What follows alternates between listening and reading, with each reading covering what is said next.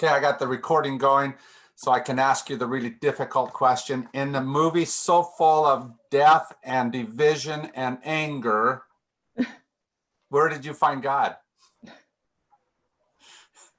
I found it in the scene of the fair when the pig and the farmer regarded each other and they had a common destiny. And Absolutely. it was In spite of whatever the farmer thought, right? Right, yeah. He didn't expect to find a common destiny with a pig. I mean, right at the beginning, he said, I'm a sheep guy. Something along those lines. Don't even want to do that, but he did anyway, and suddenly the story begins. Well, I clearly heard God say to me during this movie, do not eat pork. The Old Testament purist. We watched this with our vegan son, and he said Hoggett, played by James Cromwell, became a vegan after this movie. Is that right? Interesting. Wow. Interesting. I wondered if this movie had an effect on that issue, kind of like Bambi had such an effect on hunting. You know? I think so. Yeah. There's no doubt that this humanized farm animals in a very real way, right? Gave a personality to the beasts, so to speak. Mm-hmm. I don't know if it was a God moment, but I enjoyed 2/3 or more through the movie when the sheep were talking about how dumb the dogs were, or the wolves were. And so they started to speak slowly. Yeah, isn't that funny? But how much did all of that type of thing explain much of human dynamics in so many different ways about how we so easily look down on somebody because of whatever we think is not quite perfect, and how we socially speak slower or something, right? Maybe we talk just the same, but we definitely get into a different mode with certain people very easily. And I feel it when they get into that mode with me too, right? And you can hear them going, I'm going to instruct you now. Right? Well, I think it's because we get the opinions from others instead of, well, actually, when he went in and he talked one-to-one on the sheep Ma, and he found he's very intelligent, and that, well, maybe Fly was wrong. Well, and what do you do when you're in a place like Babe, where you know both mom, dog, right? Her name was Fly, and Ma, sheep, and they are somewhere at odds with each other, have these opinions about each other, and you know neither one is describing the other rightly. What do you do in those places?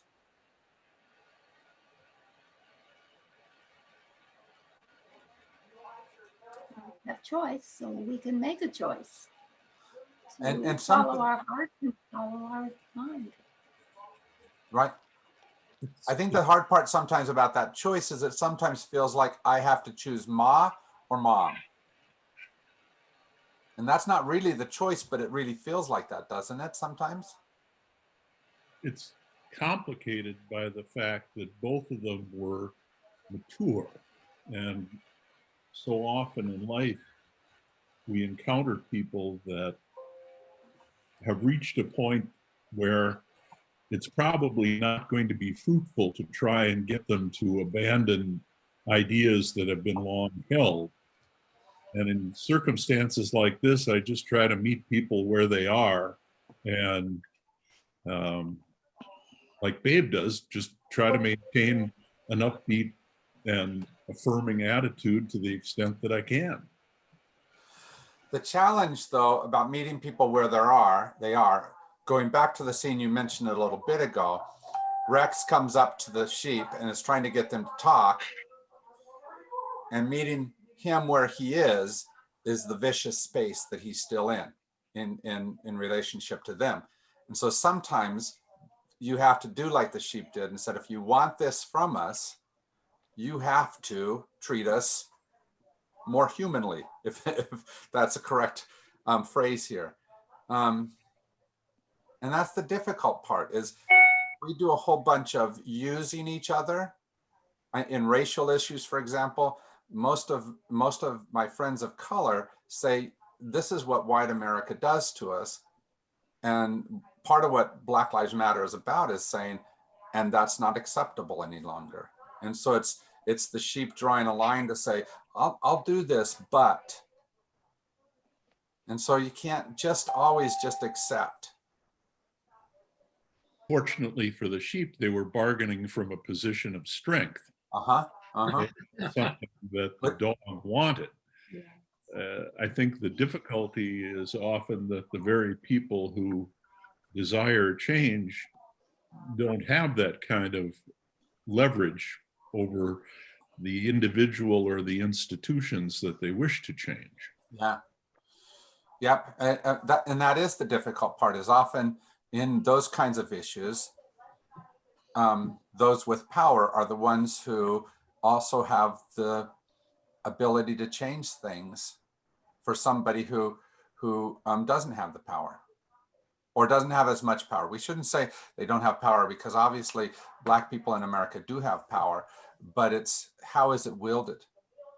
In the other book that I'm doing, the one on how to be an anti-racist, Ibram Kendi this week talked about all these Black people in positions of power that were often only using that power to advance white aims, not at advancing colored aims, Black aims. And how do we get co-opted, and why do we expect that, right? And he mentioned specifically people like Clarence Thomas, a Black man who is not helping Black ideals. Well, in the movie, they were talking about, well, it's just the way things are. And others, they didn't have to believe that. And I think that in this day and age, we don't have to believe that. We could change that. Say, no, I don't believe it. Speak up. But Sandy, what do you do when someone wants to just defend that's just the way they are? What do we do in that situation? Well, they have to have an experience where it will change their mind. We Maybe. can't always do it, but we could voice our opinion and say, no, in my opinion, this is what happened, and it's not the way things are. Yeah. Can pigs herd sheep is what I hear you asking. And pigs herd sheep is what I hear you asking. And so what you're essentially saying is yeah, that, I'm seeing the picture and I'm pictured, so he's seeing me, but and so what I hear you saying is that from your experience, sound on. you've seen that pigs can herd sheep, Host has to right? let me in. To use the metaphor. Right. And how do you convince the person who has only seen dogs herd sheep that a new thing is possible? Mute. John, you're Host not muted. coming through very well. John, I keep muting you because we're listening, we're hearing your voice. There's feedback and it's very distracting. There's some kind of feedback that's other voices. All right. It sounds like people talking in the background or a TV set or something. People laughing. It's not us.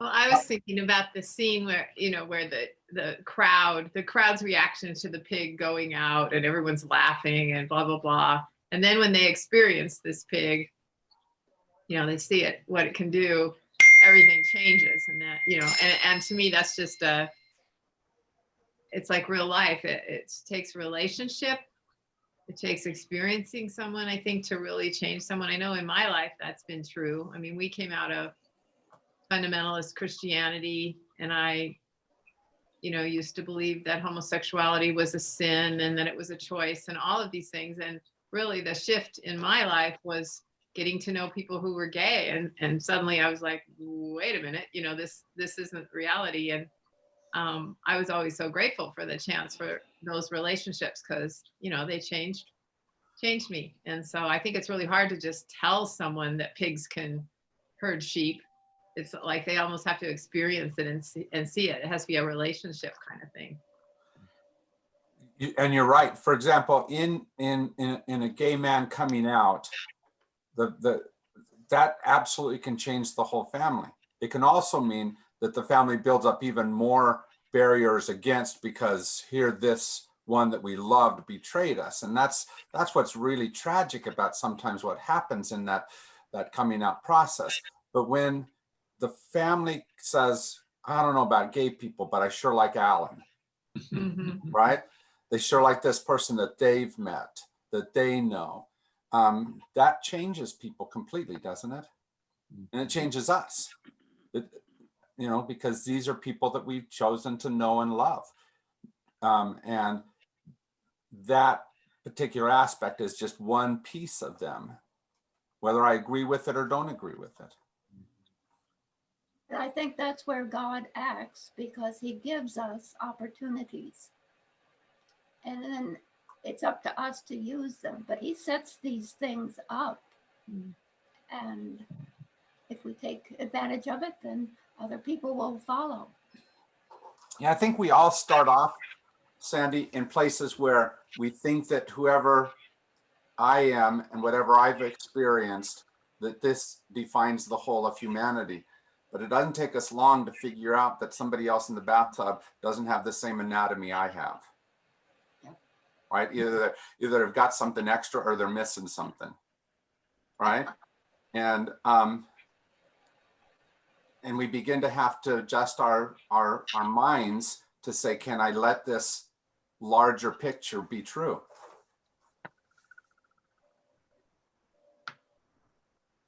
When has that happened for you? Where are the places that have been your growing spaces where you had to become different than what you were before then? Who's dragged you, maybe kicking and screaming, into the next phase of your life? Well, I remember when I worked for a nonprofit, and I was the director, and we had very little money. So we had a lot of employees who didn't have a lot of education, but we had good people. And I remember we were doing a hire of an executive assistant, and a handful of us, about 6 of us or 5 of us, were on the search team interviewing together. And what emerged was that we had 2 finalists that were really good candidates, and one had a college degree and wore nicer clothes and had kind of a polished vocabulary, and the other was more not that way, didn't have any college and wore simpler clothes. And I was kind of shocked because I discovered, and this happened a second time with a different position, but everybody but me, or I was the only one that wanted the college educated person, and everybody else wanted the other person. And I realized, well, I got to go with the majority unless I'm totally convinced they're wrong, which I wasn't. And the person we hired was just fantastic and ended up working with me a lot. But I realized that I had a real prejudice, that I assumed that people who had higher education and wore more upper middle class clothing were a higher caliber person. And the experience proved me wrong. But it happened on a second hire, and it really brought home to me that I had a real bigotry. And when I look at this whole division, like with Trump supporters, that memory keeps coming back to me. And I think, maybe there's something going on here that I'm not fully appreciating, where I'm blameworthy in the way I look at people. I'm not sure. I think we naturally make divisions, right? Just to make sense of our world. We try to say this person is this way, this person. It's when we start putting the negative values on some versus others. And I think at least part of the learning in life is to try to say, this person is not necessarily just the value I'm placing on them, right? The dogs saw the sheep only as something they herded around, didn't see them as real, right? The sheep saw the dogs only as wolves. Neither one was a good indication. Rex sometimes was closer to wolf. Fly was not, right? Even though she had many of the same tendencies, we definitely saw the better side of Fly. But it took the sheep a long time to be able to even begin to see beyond the wolf, and just as long for the dogs to see that. But that's another God moment when Rex, the older dog, did such a wonderful thing for Pig, Yeah. for Babe. He ran and got the, what was it, Ba-Ram-U password for them. Yeah. And he really saved the whole thing. He saved the farmer in that way too. Right. So he was the dog. And one of the things I loved about Rex, because Rex was a crusty old character, right? Had lots of issues and problems of why you should push him away. But then you hear why, right? And the story of what he did with the sheep on the island, Right. right? And his devotion to doing that which was his job. And the ones who were in his care. We sometimes forget that that's part of how it comes out of. I look at some of my conservative friends, and part of the reason why they're where they're at is because they did things like serve in Korea and said, I serve to be able to protect this, and this. It doesn't matter whether or not I agree with this, and this. It matters that their motivation for who they are today flows out of that type of action, faithful action that sometimes they feel like I'm standing against. And do I recognize that goodness in them that isn't always easy for me, that doesn't always come with what I wish it would transform in them? This just reminds me again, I think I shared it a week or two ago, but somebody has said that if people who are of different opinions get in the same room together, they often find consensus. But when we are in our little silos and not looking each other full in the face, then the divisions are much stronger. So. And the real part of the real difficulty of this moment in history is it's really, really easy for us to get into silos because I can only listen to my news outlets and don't have to listen to yours. And that's a really simple thing for all of us to do, isn't it? And my news outlets might be better than yours, but it doesn't mean that I have that I shouldn't hear why it is that your news outlets are saying something different than mine. Yeah. Well, the ones that our daughter has to listen to in Montana do not wear masks. That just gets in the way of your freedom. And Yeah. you will march and you'll carry your guns and don't worry about that. Montana, their governor, is very crucial to this election. And he's Democratic. And a lot of the Republicans there like him for, his things. So this might help too. But when you hear their talk radio saying, don't wear masks, and they're getting a lot more hospital cases, um, it makes you wonder, how can I listen to this? I mean, I'm curious about what I'm feeling when I listen to this. And it is, how can they do it? You know, Right. what is their purpose? And it's just like in the movie where the cat says, well, what is your purpose? Why are you here? And he already was putting doubts into his mind, you know. Right. I'm just a pig. Okay, I'm going to get eaten. Okay.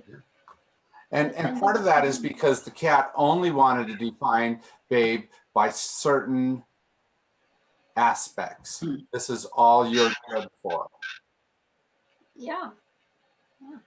And how often do we do that? We work from a limited perspective. I told you one Sunday about my one of my students who became mayor of a small town up in northern Arizona. His name was Bryce, and he became mayor of Eager. And 4th of July weekend, they made the decision that they were going to hold all their activities, and they saw it as a sign of freedom. And Round Valley people love freedom, right? They are freedom loving people. And so it made sense, but at what expense? Like, I knew Bryce's mom really well, right? I knew Bryce's grandmother really well. Bryce's grandmother is definitely in the age range that should be worried about COVID. Was she as happy? I don't know. Was she put at risk by his actions? I don't know. But when you get focused on a certain thing, and freedom is not a bad thing to be focused on, right? When you get focused on just that, then you sometimes miss the larger picture. But if your freedom hurts other people, then I think you have to have a second thought. That's right. But the problem is the more I turn my answer into the only thing I have to think about, the less I have that second thought. Yeah. And the easy way to look at that is by looking at how somebody else is doing it wrong. The hard way to look at that is by figuring out how you're blinded by whatever you're looking at. Mhm. What is it that I hold so strongly that it makes it so I don't see something else?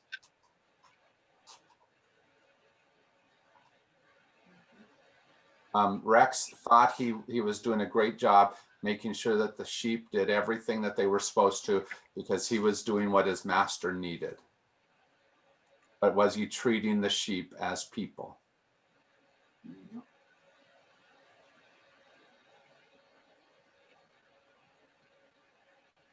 But it's the same question we had back in slavery days. The plantations often gave slaves what they needed.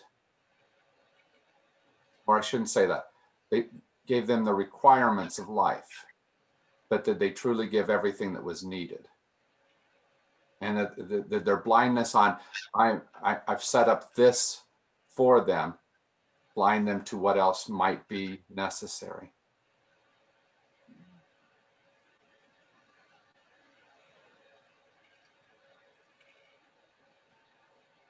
And Babe somehow lived in that middle ground, right? Which is why I love Babe. He comes off kind of naive, right? He's young, doesn't really doesn't have the experience of all these things, definitely doesn't have all the rules that either the sheep or the dogs have. And so he isn't bound by those rules. And yet he changes everything, right?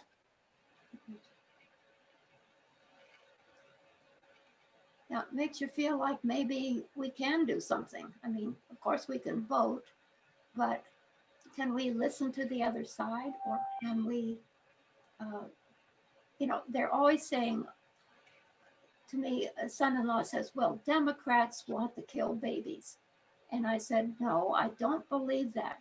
But I believe that climate change deniers are helping to kill babies. And, you know, you don't say that to son-in-law, but I couldn't help it, and I just had to put that out to him. But Sandy, I think that's an important point. Civil discourse has been lost. I think because we've heard the adage too much.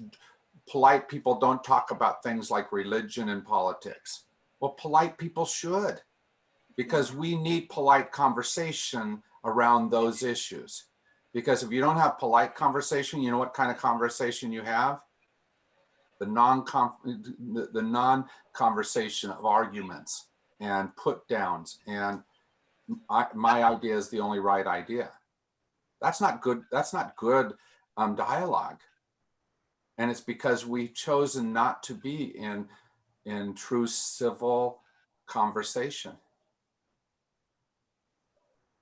Like Babe was, in his being so naive, he was a voice that the other creatures could listen to. You know, I think of the scene where the farmer was trying to give medicine to the sheep, you know, that whole scene. And he just kind of goes in like, you know, oh, what's going on here? And then he just talks, you know, to the sheep. This is what's happening. This is what he's trying to do, you know, just in this kind of like you said, kind of this naive way with no agenda, no, and because he was so straightforward, it's like they came to trust him. And I think, you know, we're just so combative, you know, that it's hard to be naive. It's hard to go in with that kind of freshness of just Beginner's mind. Yeah, beginner's mind, like just speaking the truth of the facts of what's going on and what does this mean to you. And somewhere right in that time frame is when he went in the one time to the sheep and said, move along there, you big butt heads. and Ma looks at him and said, no need for all this wolf nonsense, young'un. Yeah. All a nice pig like you needs to do is ask. Right? And do we come in with butt heads being our relationship to each other, or do we come in a civil way towards each other? It feels like the first, doesn't it? Rather than the second. Well, I think so often people are, you know, do unfortunately take their cues from the wrong sources. And so sometimes when people are being that way, it does breed more of the same, instead of allowing for people to find their civility and manners.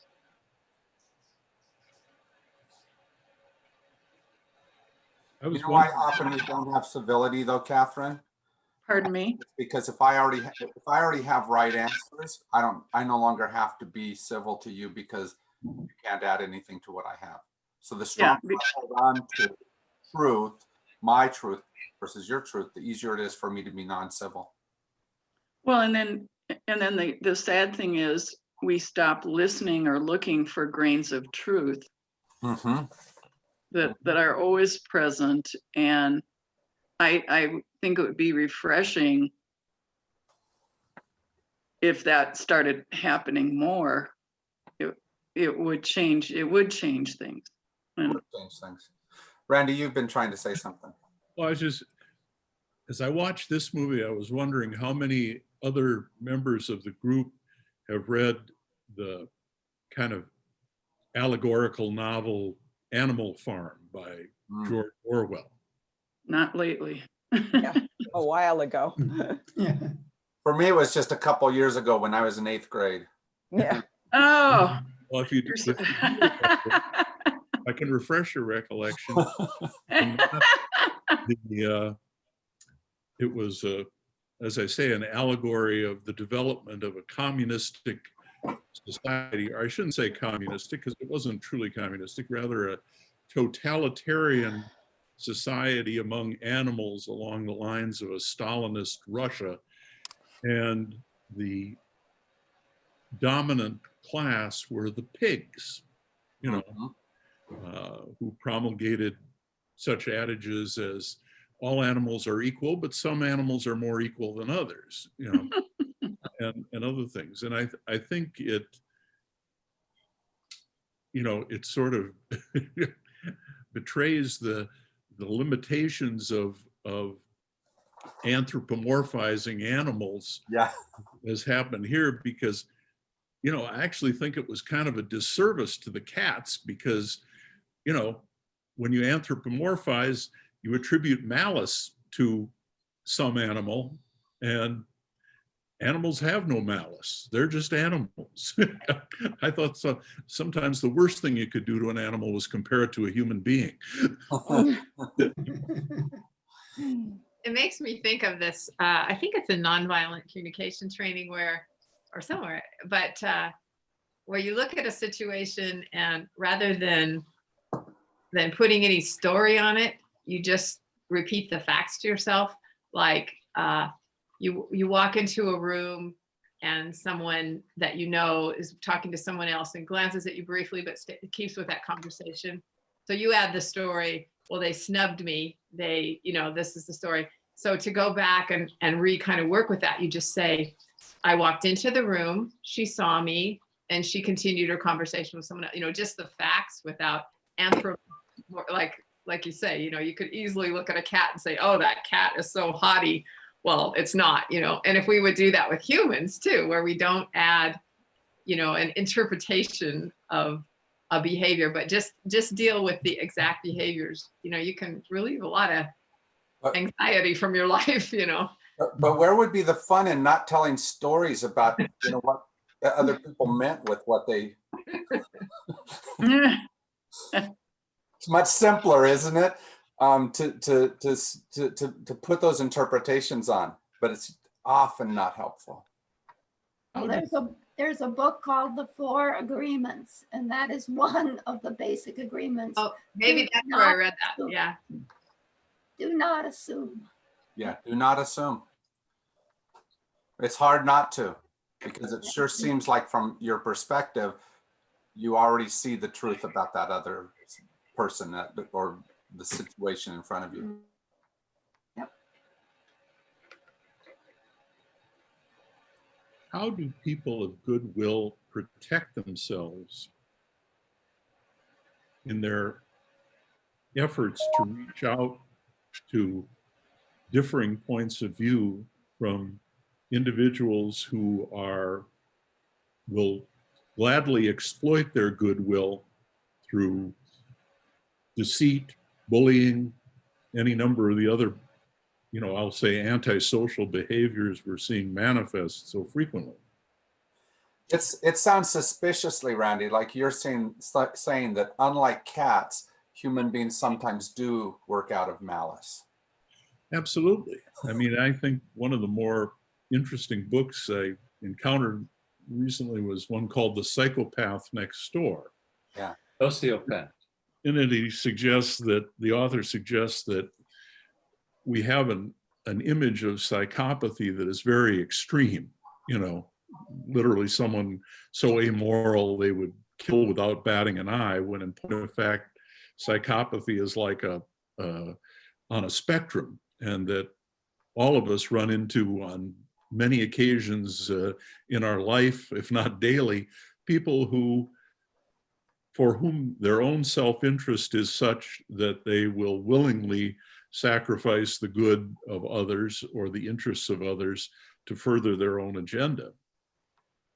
And, you know, contrary-wise, I mean, and this is the dilemma, I trace the breakdown of what we might call the post-World War II era of compromise to Newt Gingrich, who said, I think he had a point from his perspective, there's no upside in compromise if you're in the minority. You just lose slower, you know. And I can see from both sides a skepticism about being able to protect your core values while simultaneously reaching out to people who don't share them. I think the difficulty about democracy is it often gets interpreted in terms of the majority rules, where in reality, a system like that is supposed to make it so that the minority voice continues to be heard. And when we continue to pass laws to be able to help that other voice be heard, to be able to protect that other thing, whatever the other issue is, then I think we're doing it right. When we only try to protect the majority and what's easiest and best for the majority, I think we do a democracy wrong. I think we do any kind of governing wrong. Because at least part of how we protect ourselves is by saying, I know that nobody likes to stop at the red light, but we're going to do it so that this other street has a chance to be able to get in there. The great irony is, though, that at present, the minority is ruling. The numeric minority is ruling. The 18% of the population controls 51 senators in the United States Senate right now, by virtue of the fact that every state, even Wyoming, that has fewer residents than the District of Columbia, which has no representation whatsoever, has 2 senators. And it's the same throughout the Mountain West. A very distinct minority is the group that is professing to speak the will of the American people, to have a mandate to approve the appointment of Amy Coney Barrett as the next Supreme Court Justice, and other things too. Right. That's the flaw of the system, is it can be misused in a lot of ways. If we think that government is so that I get my way, Mm-hmm. if we instead say it's government of the people, by the people, for the people, not for me, but for us. And I think that much of the problem right now is that we internalize the me concept. I get to do what I want, instead of seeing the me in the larger. I think one of the best definitions of how we've developed as humankind is an evolving, enlarging definition of me. From the individual, I'm all by myself, to the small family groups, to the small cities, to the larger and larger and larger sense of. And right now I think we're struggling with, who is the me here? And through most of our lifetime, it was US versus Russia versus communism. Can we enlarge that again? And some people don't want to. They want to have just the smaller me, which is at least part of what I see in all of these arguments. When a minority rules like that, you're right that it is difficult. But when a majority rules like that, it's equally difficult, but in a different way.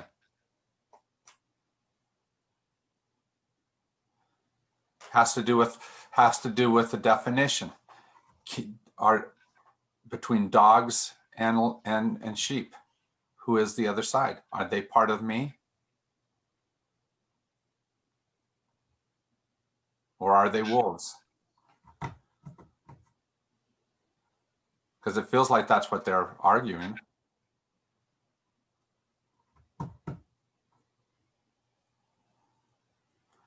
So how do you sit in those kinds of conversations? How do you be Babe between the sheep and the wolves?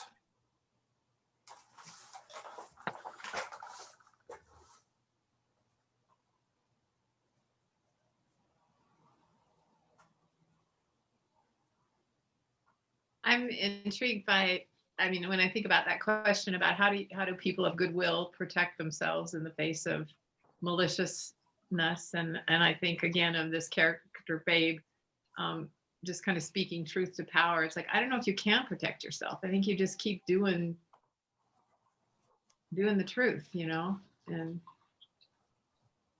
and you might get hurt, you know.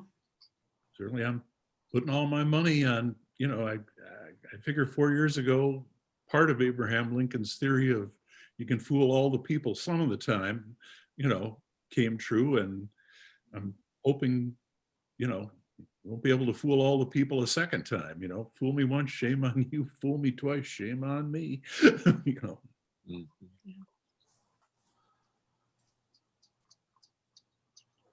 But I think as far as protecting yourself, it's in the broader societal thing, but it's also in interpersonal relationships. And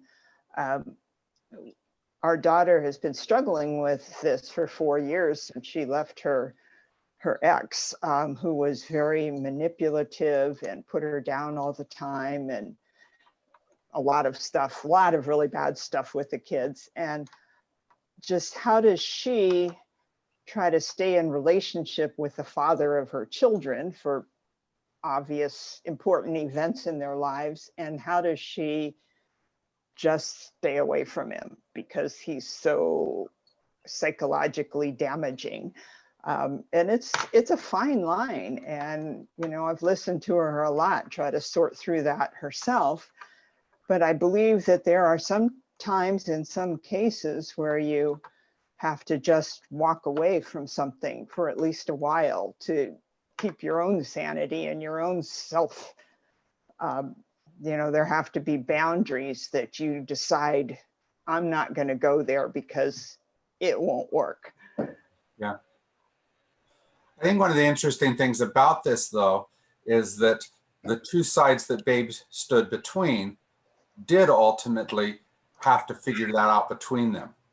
Babe was not there as Rex tries to figure out how to communicate with the sheep, and the sheep in return. Ultimately, they had to figure out the dichotomy between them, the relationship. I think it's different too if you're just functioning for yourself when you're a mother and you have minor children. My sense would be that you have to be a protector for those children. When they get older, they can have a relationship and they can have tools to deal with their father or other people. But at a certain point, they're not mature enough and ready enough to grapple with adult issues. So I think thinking about your situation with your daughter, she has to be strong and protect those children from things that they can't deal with. Yeah. And the difficulty, though, is that even when our kids become an adult, there's things that we want to save them from, right? But it's that ongoing decision as a parent. What is it that is no longer my job to do for them, right? Because the way I have to protect my kid at 3 is not the same way I have to protect my kid at 10 or at 15. You know, we have to let go of some of that stuff. But it's hard to know when and how. Well, in the movie, the thing that was common between the sheep and Rex was the love for Babe. And Yes. so when Rex told the ewes, the sheep, Babe is in trouble, I really need your help. And put that not as a predator, but as a friend or an intermediate. And that was a good thing. So, Sandy, who becomes our Babe in America that allows us to have that conversation? Even though we see that animosity on the other side, is there somebody that we all love that we can retreat to and say, because of that love, let's do something different? Yeah, God. Well, but not just love, but who is it that we love? Is it love of country? Because oftentimes that doesn't come out, because I think that sometimes the view of what country is or whatever should be, what do we retreat back to try to remind the other person we're on the same side? That we're all in it together, we're all human. We're all one, really. Uh-huh. How about the rest of you? Where do you think that lies? What's some of that common ground, so to speak? Well, I wonder if there is any abstract thought or value that would work rather than somehow just making actual contact with people. But I don't know how to do that. Yeah. There's a certain amount of where I think it's at least something along the lines of our children. And we may not agree with what provides the best America for our children, but I don't know anybody who hates their kids.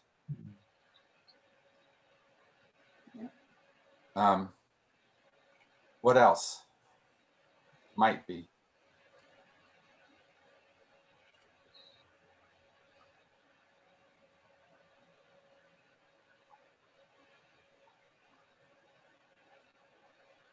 I think this is part of the dilemma. Go ahead. A common enemy. Yeah. It's But- always what does best in overcoming internal dissensions. Yeah. And we But at least get together and agree we hate this guy. yeah. And Randy, when I talked about that development of the me in society, that's often been it. Okay, so I need help because the individual me can't just do this. So I'm going to say me, the family, and my family will be strong enough to protect me from that common enemy, or my town, or my country. And we've gotten large enough to where we're trying to say is, can the me be the whole world? And we don't have the common enemy in that case. I think We we set met ourselves. the enemy, and the enemy is us. Well, yeah, and we begin pointing the guns to each other. Well, actually, I think the larger challenge is for the human species itself in relation to the world and the other species that occupy it. Yeah. We have clearly established that we are the dominant species on Earth, if you lay aside the insects, which seem to be pretty much indifferent to us. But we place the entire world and our own species, as well as all the others, in peril by virtue of our own traits. You know, in the movie The Matrix, the most telling scene to me is when the agent played by Hugo Weaving says to the character played by Neo. Lawrence Fishburne, no, actually Lawrence Fishburne, he says, you know, I've looked at all the species on Earth and they all seem to find their place, their niche, and they coexist. But you guys, you're like a virus. You just exist to, you know, to reduce all other species to meeting your needs and killing them, you know. And that is, you know, like I say, when we recognize that we are the greatest threats to ourselves and to the world, that's when we, you know, will have truly achieved some enlightenment. It's just much easier to make you the enemy, Randy. I know. I'm actually a pretty nice guy, but you know, Yeah, then I became a lawyer and then a prosecutor, and that pretty much took care of that. yeah. But all of us have a harder time placing enemy here. And you know, and to struggle with not just automatically placing enemy outside of us is a difficult process for us. But I think you're right about the enlightenment part, because I think one of the greatest learnings I've ever had was to realize that what I do to you, I do to myself. And what I do to myself, I do to you. And that's a huge thing to think about, but I don't think we hear about that enough. Excuse me. And I think that that is enlightenment, and it's got to be reminded all the time. There's just, we resort to litanies and we resort to fallbacks and we stop thinking, and part of it is we have to keep on thinking and being reminded that I make up stories that aren't true about myself and others, and I operate as if, instead of seeing what is. Mm. And our American value of independence, and don't get me wrong, I love independence. Our American value of independence, though, often makes it so that it's way too easy to see myself separated and disconnected from. And we've lifted that up as a higher value than the united we stand, which we say is a value, but are we acting as if it is?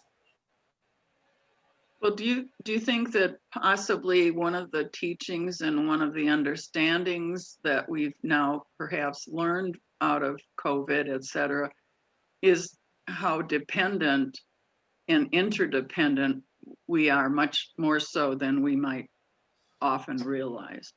I think it's one that we can learn. I think the jury's still out in my mind whether we have.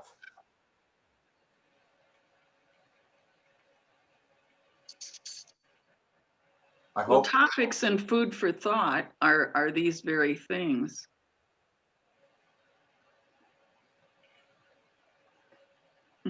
Yep. You know, I was thinking when you were talking about who could be the babe or what are the things that we can rally around, and you were talking about children.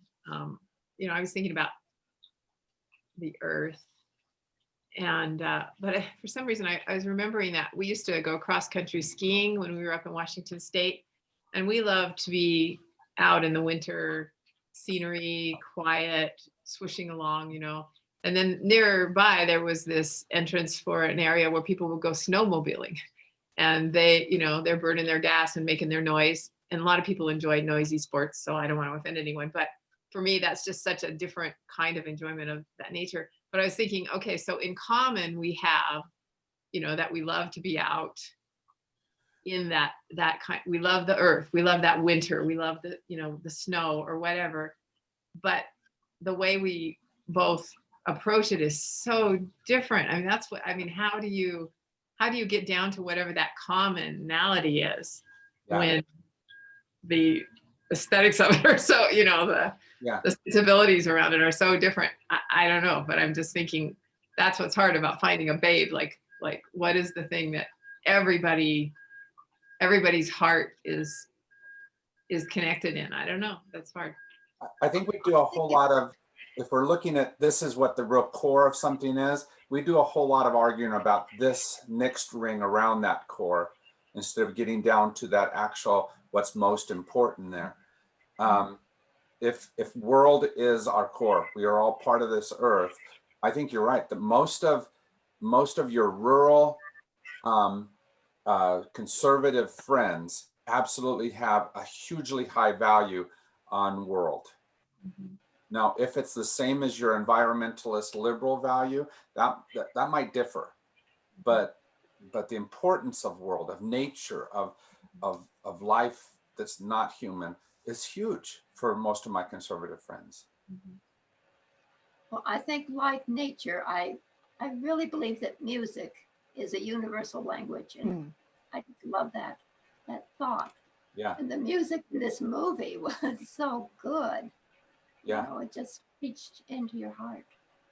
And the hard part about that is that we've often argued between, you know, argued about the different types of music. Do I like country or Western better? No, I'm just kidding about that. We argue about what's the best kind of, rather than being in a space of, oh, I see you enjoy also. Even though your genre might not be my genre. Well, music has the ability to relax or excite or make you angry. And if we could listen to more relaxing music, if that could replace even 1 ounce of talk radio, Yeah. it would be so. That was I had 1 candle on my cake this Sunday, and that was my wish, that music could replace just even a part of talk radio. Yeah. And I think that's because music hits us on an emotional level where most of our talking is more on an intellectual level, but we interpret it sometimes emotionally, but it's intellect that's hitting there. And that's not as good a way to bring us together. my rights and my wrongs, my intellectual knowledge sometimes will get in the way of the emotional connection. Jim, the Methodist Church now faces the possibility of an irrevocable schism, Right? based on two mutually exclusive and very strongly held points of view regarding homosexuality. Right.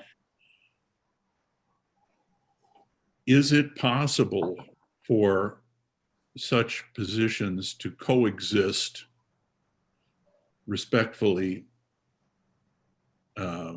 without either side compromising its own sense of moral integrity?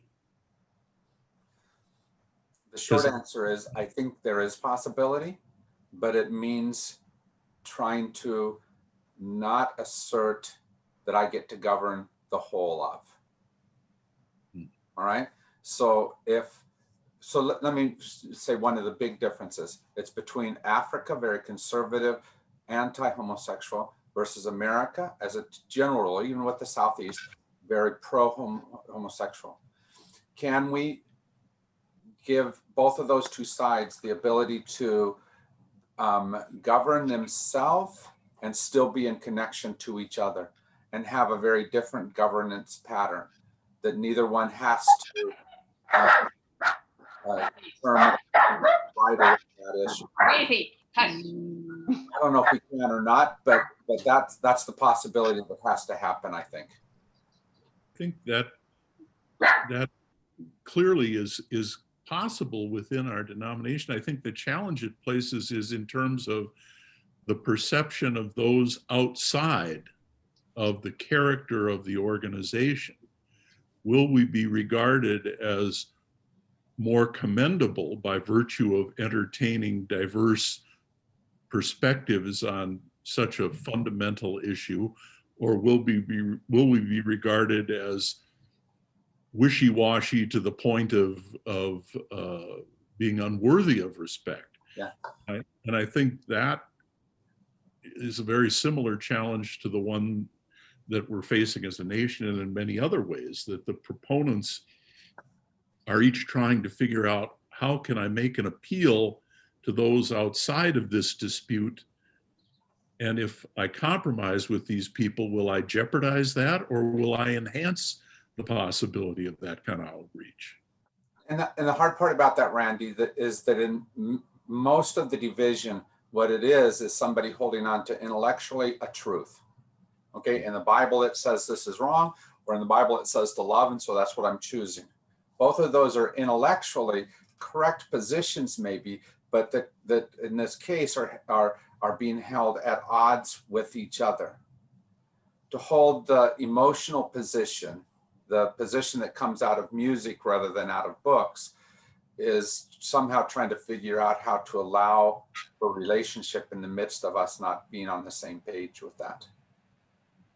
And I don't know if we can do that or not. Problem is that the human race, whether it's around religion or many other things, has a history of continuous fragmentation, and it happens over and over and over in every religion and in every society, and people always justify fragmenting because, well, I'm right and you're wrong, and I have to embrace my truth more than unity. So I don't know where you say there's a higher value than holding on to my truth. You know, unity is more important. I don't know how you negotiate that. I think it comes down to this: whether or not I think I'm right, and I may be completely right. When I say I'm right, to some degree, I'm saying I understand the voice of God completely. Mhm. And the ludicrous nature of that statement, most of us would agree is wrong. But in the specific, I can't do that easily. But for me to be able to say, I'm holding to my truth, but I know that the larger truth, the truth is always larger than just this that I'm holding on to. And can I give your opposition the permission to be part of that larger truth or not? My struggle with all of this is that, you know, I see ways to be structurally related. I find that I can work on immigration work with people who are very anti-gay. And as long as we're working on at least general aspects of immigration, that's not a problem. But I look then as the more you localize this, you again and again run up against the issue of being totally separated in terms of how you operate with other people within the denomination. One church going their way and another going a different way. And I also see the issue as you localize it about the fact that no matter what your issues are on homosexuality, your families are not going to stop having gay children. And they are still going to be running into the same issues of acceptance and how they deal with being rejected, no matter what decision is made about whether the church stays together or separates. So let me just say we've passed our time, but I'd love to be able, if you'll give me a minute, I want to tell you about a conversation that I had just this morning. Margie is in charge of our Casa Maria stuff. Casa Maria, where every Saturday we pick up a whole bunch of peanut butter and jelly sandwiches, and she brings them down there for the folks that are on the streets, right? And I'm talking there with Margie and a past pastor over at Desert Skies. And Margie said, yeah, we got a whole bunch of Desert Skies people who are coming over and bringing sandwiches as well. Now, Desert Skies is not the most progressive church in our denomination or in our district. And in fact, in many ways, some of those folks over there are of a very conservative mindset. And yet being in ministry together, doing this work together is something we can all do. Because it's not whether or not you love gays, you are gay, you hate gays, you're completely against it. That's not the question. We are doing something that is outside of that question. And that's what I think we sometimes have to figure out. What is it that can unite us even in the midst of that which divides us? How is our heart still able to walk with that other person? Because making sandwiches doesn't have an opinion on questions of sexual orientation, right? Unless we choose to put it there, and you don't have to. I think the operant word that I keep thinking about is experience. Experience. If I have an experience of somebody, if that's what changes my mind or changes me, is more knowing, getting out of myself, getting away from my roots in a pretty white part of Wisconsin, where the only Black people I ever saw were missionaries that came to our church occasionally, or people that were educated that were affiliated with the university or the college there. So I really keep thinking the more we experience, the less we can be judgmental. So thank you for taking a very light movie and make it into something amazing, right? Jim, is there a list of the movies somewhere what's Yes, our name? I can send it back out to you. Yeah, we weren't at the first session, so I think we didn't get it, so. Okay. But I wanted to say, we're not gonna be here next week. I actually have a heart rhythm thing, and I'm having an ablation next Wednesday, which is a pretty minor thing, but they, go through and zap the area that's not working correctly. But think of me, and we'll miss seeing you guys. Thank you. Here's next week's movie, just so you know. It's called Just Mercy. It's an amazing movie. It was free on that you could get it online. I don't know if that's still true or not, but if you need a copy, there's one right here at the office. Okay, it's an incredible movie about a man who was unjustly imprisoned. All right. Thank you, Sharon. Thank you so much for your time. Thank you. Thank you. Thank you. Remember to vote. Yeah. Yes. Already did. Yoo-hoo. Good, us too.